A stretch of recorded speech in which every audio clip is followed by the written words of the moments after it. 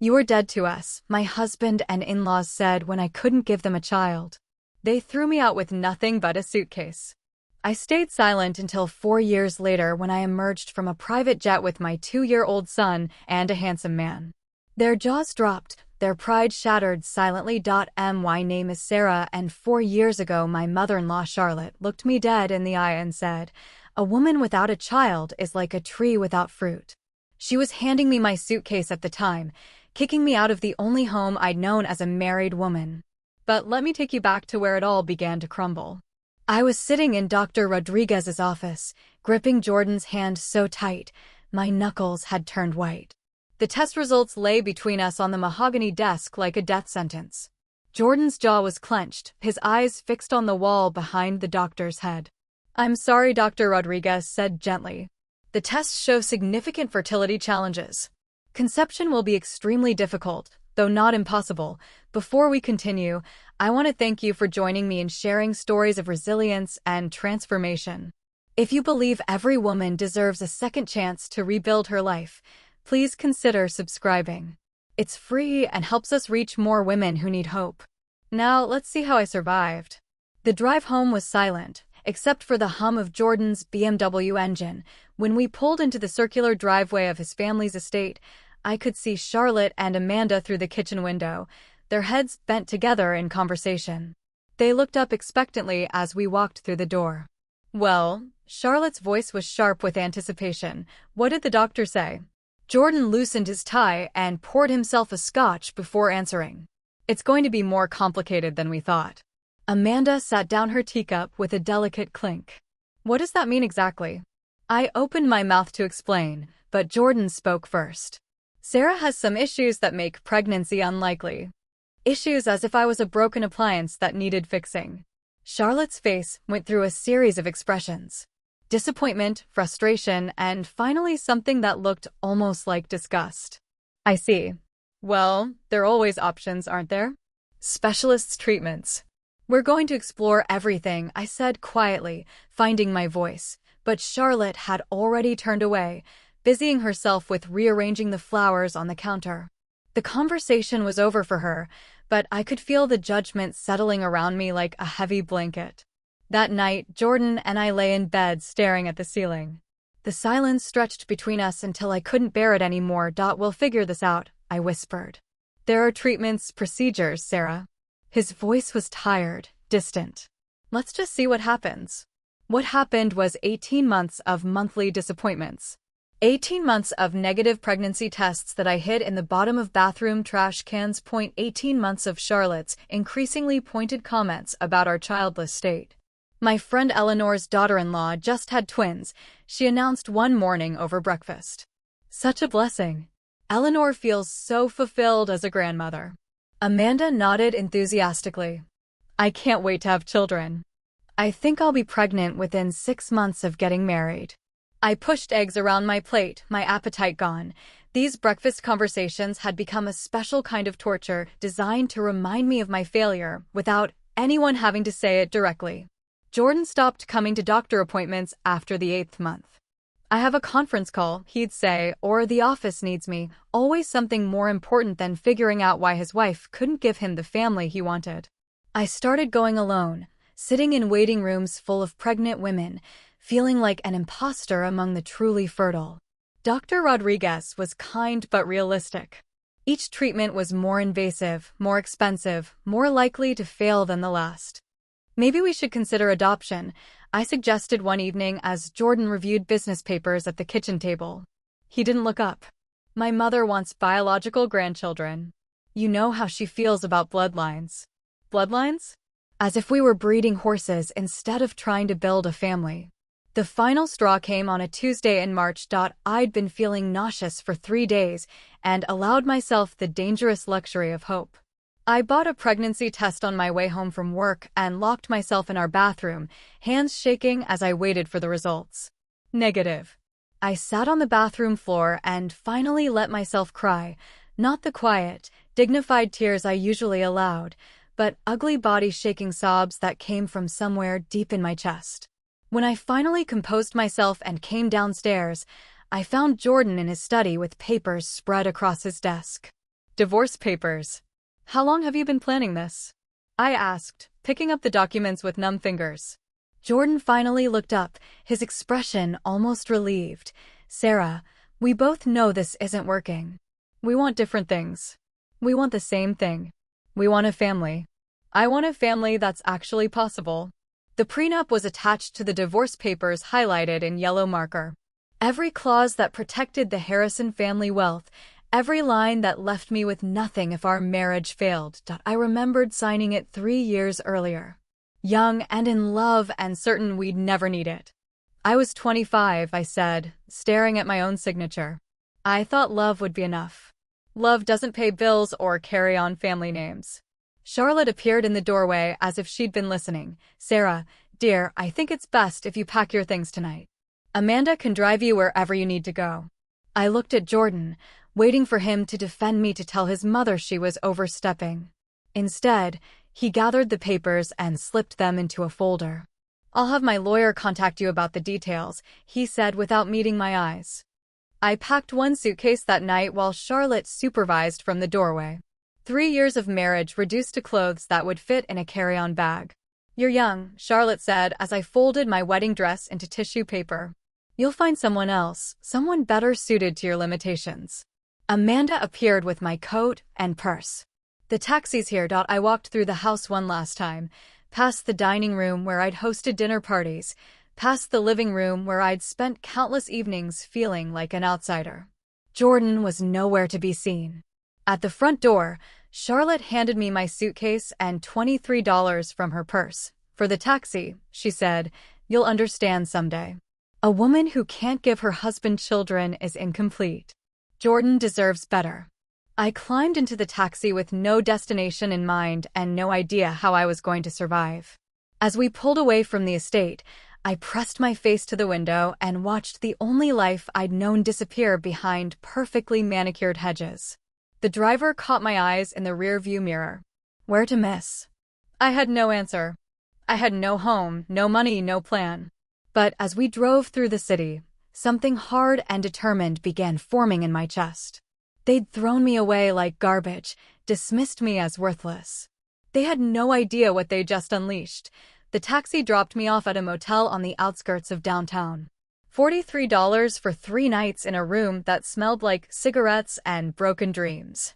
I sat on the scratchy bedspread and stared at my suitcase, wondering how my life had shrunk to fit inside one small bag. The next morning, I walked into Martina's dry cleaning with my only business outfit and asked for work. The owner, Mrs. Martinez, looked me up and down with tired eyes. You ever worked retail before? I lied. Yes. She handed me an apron that had seen better days. $6 an hour, cash only. You start now. The first customer handed me a cashmere coat that probably cost more than my monthly rent at Jordan's house. My hands trembled as I tagged it, remembering how I used to organize entire walk-in closets full of clothes just like this one. The customer barely looked at me, treating me like part of the machinery. During my break, I locked myself in the tiny employee bathroom and sobbed into a paper towel. But when the bell rang for customers, I wiped my face and smiled like nothing had happened. That night, I found a studio apartment for $300 a month. The landlord, Mr. Chin, was suspicious of my lack of references until I offered 2 months upfront in cash. The apartment had a leaky faucet, a window that wouldn't close properly, and a radiator that clanged all night. But it was mine. I bought a mattress from a thrift store and dragged it up 3 flights of stairs myself. The previous tenant had left behind a dented kettle and a single fork. I ate instant noodles for dinner, sitting cross-legged on the floor, telling myself this was temporary, but temporary stretched into weeks, then months. The dry cleaner barely covered rent and food. Some nights I went to bed hungry rather than spend my last few dollars. I told myself stories in the dark, imagining what I'd say to Charlotte if I ever saw her again. You're not done yet, I whispered to the cracked ceiling. They don't get the final word. Mrs. Martinez noticed I never took sick days and always stayed late to help with the books. You're too smart for this place, she told me one evening as we closed up. Why are you here? I couldn't tell her about Jordan, about the prenup, about being thrown away like trash. So, I just said, starting over. She nodded like she understood and slipped me an extra 20 for groceries. 3 months later, I saw a help wanted sign at Page Turner Books. The owner, an elderly woman named Helen, hired me for morning shifts after I proved I could alphabetize faster than her current employee. $6 more an hour. Plus, I could read during slow periods. But 6 plus 6 still wasn't enough.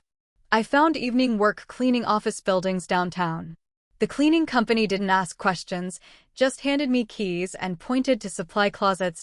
I'd work until midnight scrubbing toilets and emptying trash bins, then catch a few hours of sleep before my bookstore shift. Weekends, I picked up catering gigs through a temp agency, serving champagne to people who looked exactly like Jordan's friends. People who didn't see me even when I stood right in front of them. The irony wasn't lost on me. I was invisible to the same social class that had once claimed me as their own. One Saturday, I was serving at a corporate event when I overheard two women discussing their nanny salaries. They were complaining about paying $800 a week for childcare. I bit my tongue and refilled their wine glasses, calculating that they spent more on babysitting than I made in a month. The juggling act nearly broke me. I'd fall asleep standing up in the bookstore, wake up with book spine imprints on my cheek. Helen started leaving me energy bars and coffee without saying anything. These small kindnesses kept me going when everything else felt impossible. My luck changed on a Tuesday morning when I spilled coffee on myself rushing between jobs. I ducked into a corner deli to clean up and bumped into a man reviewing spreadsheets at a back table. Sarah Mitchell. I looked up, surprised anyone remembered my maiden name. The man was about 50 with kind eyes and graying temples. Took me a moment to place him. Raj Patel. I couldn't believe it. From Maple Street. He stood up smiling broadly. I thought that was you. What are the odds? Raj had lived 3 houses down from my childhood home. His mother, Mrs. Patel, used to give me homemade samosas when I walked past their garden. I remembered the day she'd fallen on their front steps. I was 16 and helped her inside, stayed with her until Raj got home from college. You helped my mother that day she fell, he said as if reading my thoughts. She never forgot that kindness. We talked for 20 minutes. He owned a small logistics company now, had built it from nothing after immigrating 15 years ago. When I mentioned I was between opportunities, his expression grew thoughtful. I'm actually looking for an operations manager. Someone who can handle details, work with difficult people, think on their feet. The pay is decent and there's room to grow. I almost laughed. Raj, I work in a dry cleaner and a bookstore. I clean offices at night. I don't know anything about logistics, but you know about people. You know about working hard and you know about starting over. He pulled out a business card. Come in Monday morning. Let's see what you can do. That weekend, I researched everything I could about logistics and supply chain management. I borrowed business books from Helen and read until my eyes burned. Monday morning, I walked into Patel Logistics wearing my only professional outfit, the same one I'd worn to the dry cleaner 6 months ago. The office was small but organized with 3 employees handling client accounts. Raj introduced me to the team and gave me a desk near the window. For the first time in months, I had a place that felt like it could become something. Start with these client files, he said, handing me a stack of folders. Learn the accounts. Figure out where we can improve efficiency. Don't be afraid to ask questions. I threw myself into the work with desperate determination. Every report I wrote, every client call I handled, every process I streamlined, it felt like proof that I was more than what Charlotte had called me, more than a barren woman, more than a failure. The other employees, Maria and David, were initially skeptical of the boss's new hire.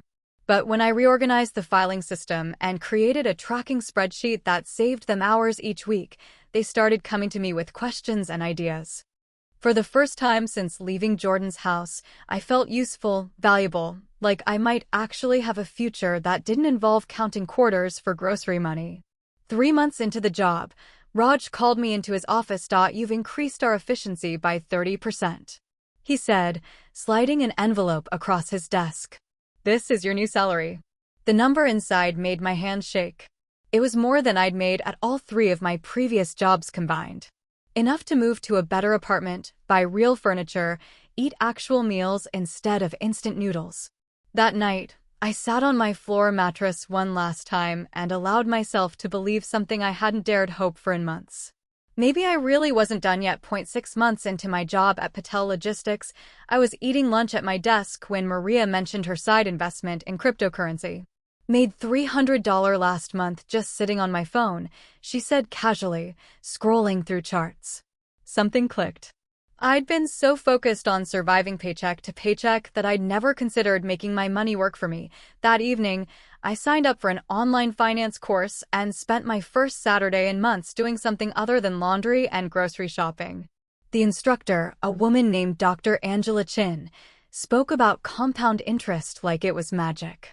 Your money should have babies, she said during one video lecture. And those babies should have babies. I started small, investing $50 from each paycheck into index funds. Then I discovered a business strategy course taught by a venture capitalist who'd built 3 companies from scratch. I watched his lectures during lunch breaks, taking notes in the margins of recycled paper. The difference between the wealthy and everyone else, he explained, isn't how much they make, it's how much they keep and grow. I began seeing everything differently. When Raj mentioned losing a major client to poor communication, I didn't just fix the immediate problem. I designed a whole new client retention system. When our delivery tracking broke down, I researched software solutions and presented 3 options with cost-benefit analysis. Where did you learn all this? Raj asked after I'd streamlined our entire invoicing process. YouTube University, I said, only half joking. My first real breakthrough came when I noticed patterns in our shipping data. Certain routes consistently ran over budget while others came in under. I spent 2 weeks building a predictive model and presented it to Raj on a Tuesday morning. This could save us $40,000 a year, he said, staring at my spreadsheets. Sarah, this is brilliant. That afternoon, he handed me an envelope with a $5,000 bonus. I stared at the check for a full minute before carefully folding it into my wallet. Instead of spending it on furniture or a vacation, I researched emerging technology companies. There was this startup called Green Tech Solutions developing solar panel efficiency software. The risk made my stomach churn. Losing $5,000 would set me back months. But something about their business model felt right. I bought shares on a Wednesday morning, hands shaking as I clicked confirm purchase. 3 months later, Green Tech announced a partnership with a major energy company. My investment doubled overnight. I reinvested everything this time, spreading it across 5 different startups. 1 failed completely, 2 broke even, but the other 2 soared. By my first anniversary at Patel Logistics, my portfolio was worth $23,000. You look different, Maria observed one morning. More confident or something. He was right. I'd stopped checking my bank account with dread and started checking my investment app with anticipation. Numbers that used to terrify me now excited me. I was learning their language, understanding their patterns. Raj promoted me to senior operations manager with a salary increase that finally let me move to a 1-bedroom apartment with actual furniture. But instead of upgrading my lifestyle dramatically, I maintained my modest spending and funneled the extra income into investments. The real game share came when I discovered angel investing networks. These were groups of accredited investors who pulled money to fund early-stage companies. The minimum investment was $50,000, more than I'd ever imagined having, but I'd been studying the market for over a year now. I'd learned to read financial statements, analyze business models, and spot promising trends. When a biotech company developing breakthrough fertility treatments came across my desk, I knew this was my moment. I liquidated half my portfolio and joined the investment round. The irony wasn't lost on me. Here I was funding the exact type of medical advancement that might have saved my marriage. But this wasn't about the past anymore. This was about building something bigger than my pain. The biotech investment took 18 months to mature. But when it did, my $50,000 stake became $200,000. I was learning that wealth wasn't just about working harder. It was about positioning yourself in the path of other people's success. My portfolio crossed $500,000 on a rainy Thursday. I was reviewing quarterly reports when the notification popped up on my phone. For a moment, I just sat there remembering the woman who'd eaten instant noodles on a floor mattress 2 years ago. That weekend, I did something I hadn't done since my divorce. I went shopping for pleasure instead of necessity. There was a boutique downtown I'd walked past countless times, admiring the leather handbags in the window, but never daring to go inside. The saleswoman looked at me skeptically when I walked in wearing jeans and sneakers, but when I pointed to a caramel-colored leather bag and said, "I'll take that one," her attitude shifted immediately. "Excellent choice," she said, carefully wrapping it in tissue paper. "Will this be cash or card?" "Card," I said, handing over my credit card without checking the price tag. Walking out of that boutique with my first luxury purchase felt like reclaiming a piece of myself I thought was lost forever. It wasn't about the bag. It was about being someone who could buy beautiful things without counting pennies or asking permission. My millionaire moment happened on a Tuesday morning while I was reviewing my portfolio over coffee. The tech sector had surged overnight, and my investments had crossed seven figures while I slept. 1:43, 7:12. I stared at the screen, heart pounding so loud I was sure the entire coffee shop could hear it. I didn't scream or dance or call anyone. I simply whispered, "You should have never let me go," and closed my laptop. That afternoon, I made my boldest move yet. I'd been researching private aviation companies and discovered I could buy shares in a jet management firm. The investment was substantial, $400,000, but it came with usage rights. As I signed the paperwork, I thought about Charlotte's face when she'd handed me that suitcase. About Jordan's relief when he'd served me divorce papers. About Amanda's smug smile as she'd called the taxi. They'd thrown me away thinking I was worthless. Now I was literally buying pieces of the sky. The flight coordinator called 2 weeks later to schedule my first trip. "Where would you like to go, Miss Mitchell?" I looked out my apartment window at the city where I'd rebuilt my life from nothing. "Anywhere I want," I said. And for the first time in years, that was exactly true. But having all the freedom in the world meant nothing when you had no one to share it with. 3 years into my financial success, I realized I'd become excellent at building wealth, but terrible at building connections. My evenings were spent alone, reviewing investment portfolios and planning my next business move. It was during this period of loneliness that I decided to take a step back from the corporate consulting work I'd been doing and try something. Handing over my credit card without checking the price tag. Walking out of that boutique with my first luxury purchase felt like reclaiming a piece of myself I thought was lost forever. It wasn't about the bag. It was about being someone who could buy beautiful things without counting pennies or asking permission. My millionaire moment happened on a Tuesday morning while I was reviewing my portfolio over coffee. The tech sector had surged overnight, and my investments had crossed seven figures while I slept. 1:43, 7:12. I stared at the screen, heart pounding so loud I was sure the entire coffee shop could hear it. I didn't scream or dance or call anyone. I simply whispered, "You should have never let me go," and closed my laptop. That afternoon, I made my boldest move yet. I'd been researching private aviation companies and discovered I could buy shares in a jet management firm. The investment was substantial, $400,000, but it came with usage rights. As I signed the paperwork, I thought about Charlotte's face when she'd handed me that suitcase. About Jordan's relief when he'd served me divorce papers. About Amanda's smug smile as she'd called the taxi. They'd thrown me away thinking I was worthless. Now I was literally buying pieces of the sky. The flight coordinator called 2 weeks later to schedule my first trip. "Where would you like to go, Miss Mitchell?" I looked out my apartment window at the city where I'd rebuilt my life from nothing. "Anywhere I want," I said. And for the first time in years, that was exactly true.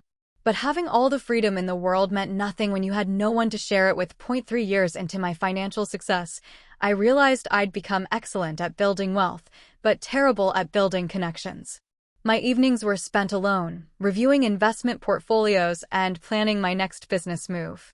It was during this period of loneliness that I decided to take a step back from the corporate consulting work I'd been doing and try something. Family crisis situations. He had this way of listening that made you feel heard, not judged. "You seem sad sometimes," he said one morning when the cafe was quiet, "like you're carrying something heavy." I almost brushed off his observation, but something about his genuine concern made me pause. Some baggage from my past. Nothing too dramatic. Baggage usually feels dramatic to the person carrying it. After my shifts, Christian started waiting for me. We'd walk to the park across the street and sit on the bench talking about everything except my money or his work. He told me about growing up in foster care, about learning to find family in unexpected places. I told him about my childhood dreams of being a teacher, about how I'd wanted to help children learn to read. What changed? He asked. Life, I said simply. One evening, as autumn turned the leaves golden, I found myself telling him everything about Jordan and the fertility struggles. About Charlotte's cruelty and the prenup that left me with nothing. About sleeping on a floor mattress and eating instant noodles for months. Christian listened without interrupting, without trying to offer solutions or empty comfort. When I finished, he was quiet for a long moment. I'm sorry that happened to you, he said. Finally. But I need you to know something. You're not broken. You're not incomplete. You're actually one of the strongest people I've ever met. I felt tears threatening and looked away. You don't understand. I couldn't give him what he wanted. I failed at the most basic thing women are supposed to do. Sarah. His voice was firm but gentle. Look at me. I turned to face him expecting pity is that I saw admiration.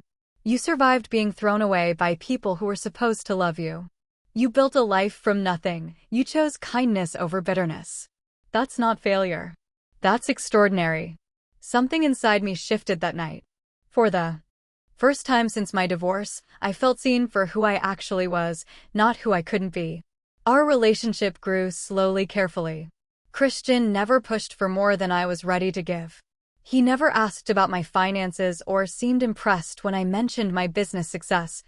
He was interested in Sarah the person, not Sarah the portfolio. We started cooking dinner together at his small apartment. He taught me how to make fresh pasta, and I showed him my grandmother's recipe for apple pie. These simple domestic moments felt more intimate than anything I'd shared with Jordan. 8 months after our first conversation, Christian proposed during one of our evening walks. Not with a flashy ring or grand gesture, but with honesty. I love who you are when you're with me, he said, stopping beside the fountain where we'd shared so many conversations. I love who I am when I'm with you. We're both better together. The ring was simple, elegant, and clearly chosen with thought rather than to impress anyone else. Yes, I said before he could even ask the question properly. We married 6 months later in a simple ceremony at the courthouse. I wore a cream-colored dress from a local boutique and Christian wore his best suit. Mrs. Rodriguez was our witness, crying happy tears as she signed the papers. No prenup, the officiant asked, reviewing our documents. Christian and I looked at each other and laughed. No prenup, I said. We're in this together. After the ceremony, we had dinner at Café Luna.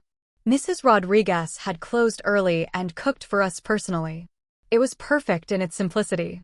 The miracle came 14 months later. I was reviewing quarterly reports when nausea hit me, so suddenly I had to run to the bathroom. The pregnancy test I bought that afternoon showed 2 pink lines. I stared at it in disbelief, remembering all those negative tests from years before. This time felt different. This time felt like hope instead of desperation. When Christian came home from work, I was sitting on our couch, still holding the test. Sarah, what's wrong? I handed him the test without saying anything. His face went through confusion, recognition, and then pure joy.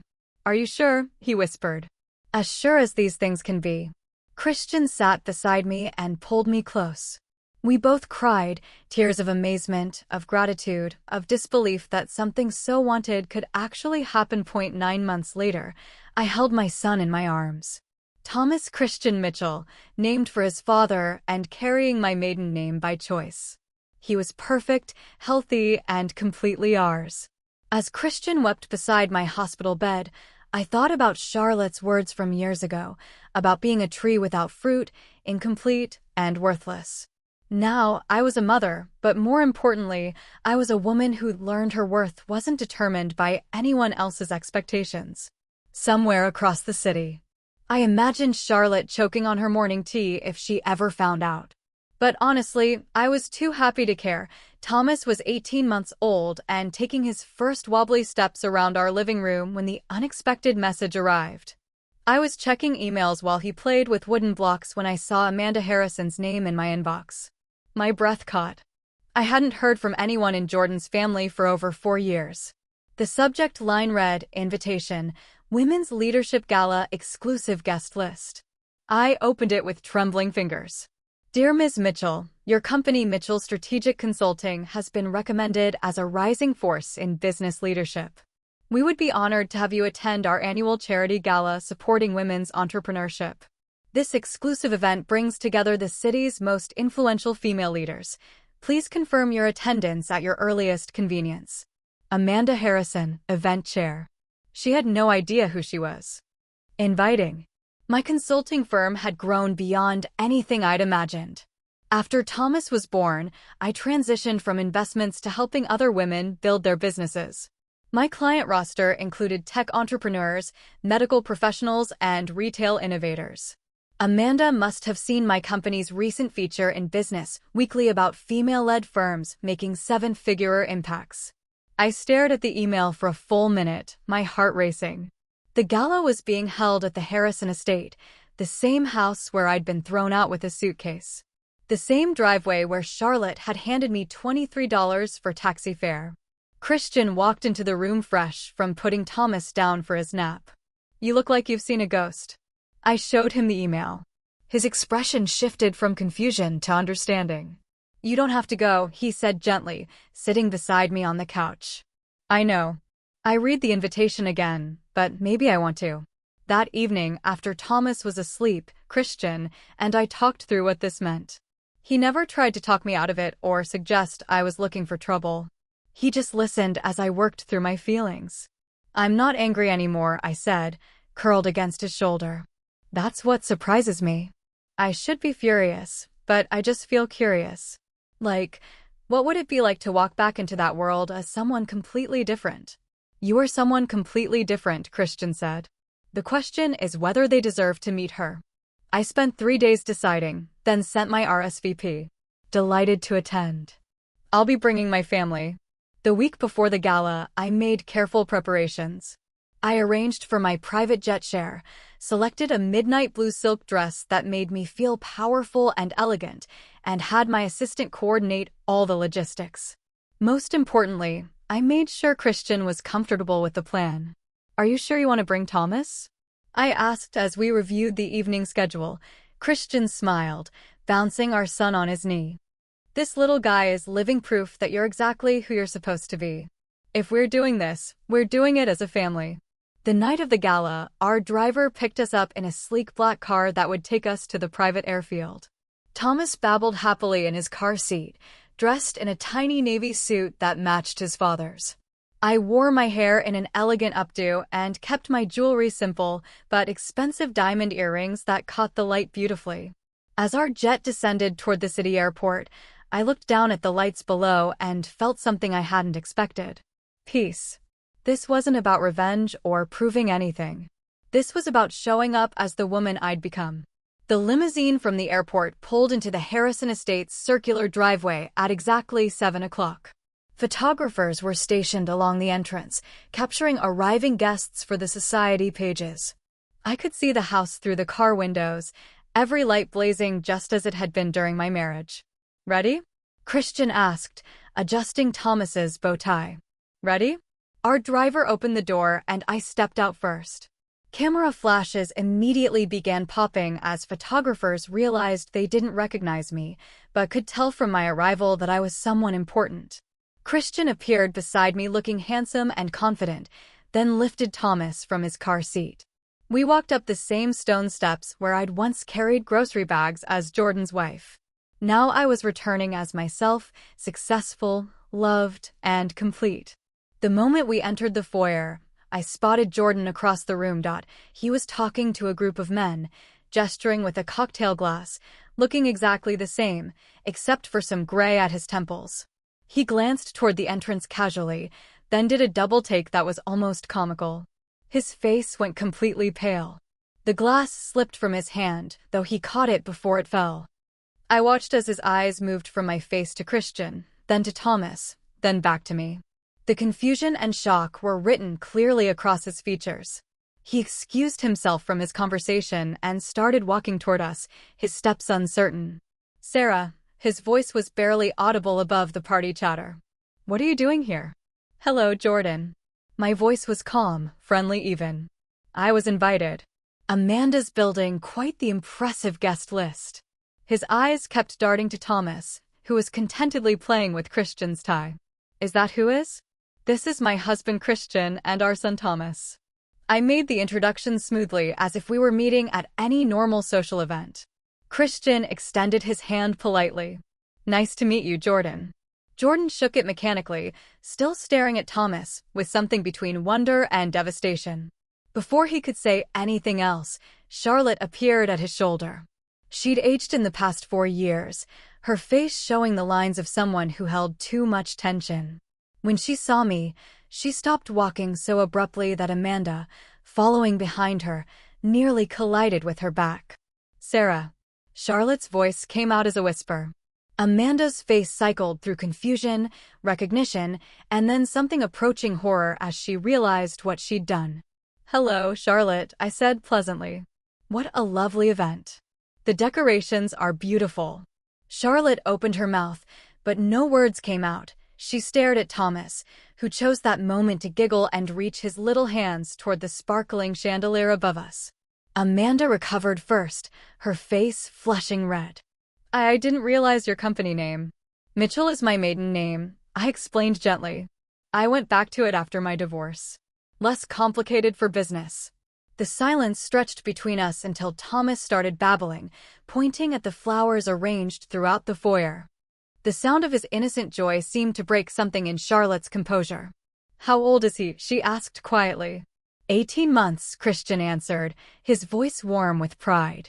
I watched Charlotte do the math, watched her realize that I'd had the child she'd said I never could, with a man who clearly adored both of us. "Hello, Charlotte," I said softly, adjusting Thomas's color. "How's the fruitless tree doing now?" The reference to her cruel words from years ago hung in the air. Charlotte's face crumpled slightly, but she didn't respond. Amanda spilled her champagne down the front of her dress, the golden liquid spreading across the expensive fabric. She stared at the stain as if she couldn't understand how it had happened. Around us, the party continued. Other guests mingled and laughed, completely unaware of the small earthquake happening in their hosts' lives. I didn't need to say anything else. My presence, my happiness, my beautiful family. We were living proof that their judgment had been wrong, that their cruelty had failed to destroy me.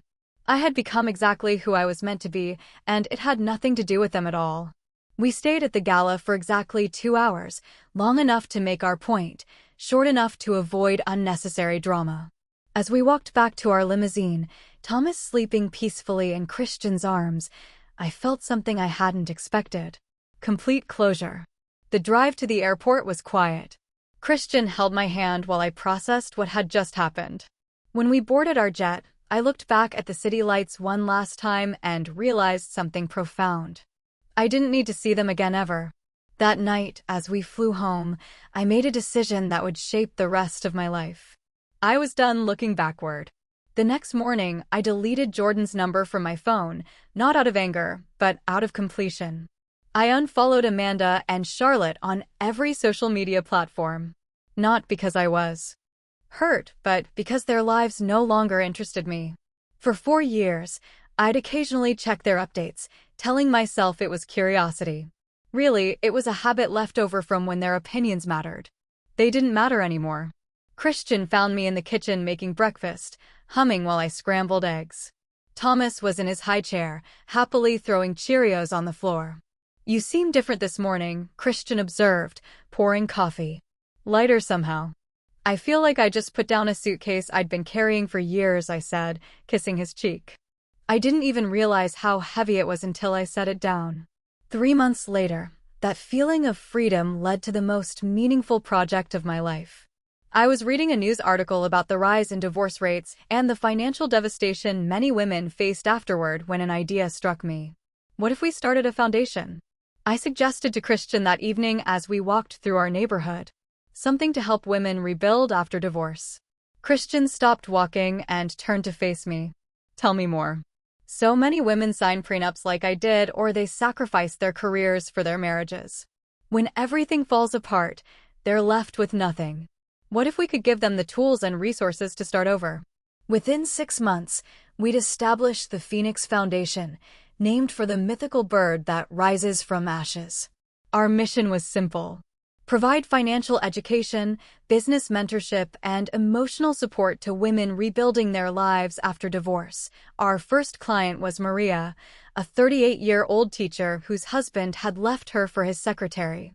She came to our office with 2 young children and a checking account with $47. "I don't know where to start," she said, tears streaming down her face. "I haven't worked in 8 years. I don't even know how to write a resume anymore." I sat across from her, remembering my own $23 in single suitcase. "You start exactly where you are," I told her, "and we'll help you figure out the next step." 6 months later, Maria had completed our financial literacy program, secured a teaching position, and was saving money for the first time in her adult life. Watching her confidence grow reminded me why this work mattered so much. Thomas learned to walk in the Foundation's offices. He toddled between conference rooms while I taught budgeting workshops or Christian facilitated support groups. Our staff became his extended family, and he became our mascot of hope. Proof that beautiful things could grow from difficult beginnings. By Thomas's 2nd birthday, we'd helped over 200 women restart their lives. Each success story felt personal, like healing a wound I'd carried for years. Mama's story. Thomas demanded one evening, climbing into my lap with his favorite book. Instead of reading from the page, I found myself telling him stories I'd never planned to share. Stories about being strong when people are unkind. About how sometimes the family you choose matters more than the family you're born into. About how setbacks can become setups for something better.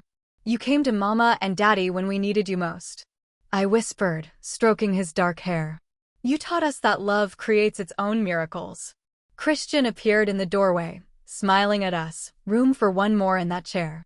As my boys snuggled around me, I thought about the woman I'd been 4 years ago. She was so focused on what she lacked that she couldn't see what she already had. So desperate for approval that she'd forgotten to approve of herself. The foundation grew, but so did our family in unexpected ways. We hired women from our program who'd rebuilt their careers. We created a mentorship network where program graduates helped newcomers. We established partnerships with divorce attorneys who referred clients who needed our services. One afternoon, while reviewing applications for our scholarship program, I came across a name that made me pause. Jennifer Harrison, Jordan's cousin, recently divorced and struggling to support her twin daughters. She'd applied using her maiden name, probably having no idea who was reviewing her paperwork. I called Christian into my office and showed him the application. "What do you want to do?" he asked. I thought about it for exactly 30 seconds. "Help her. Her children need their mother to be stable and confident.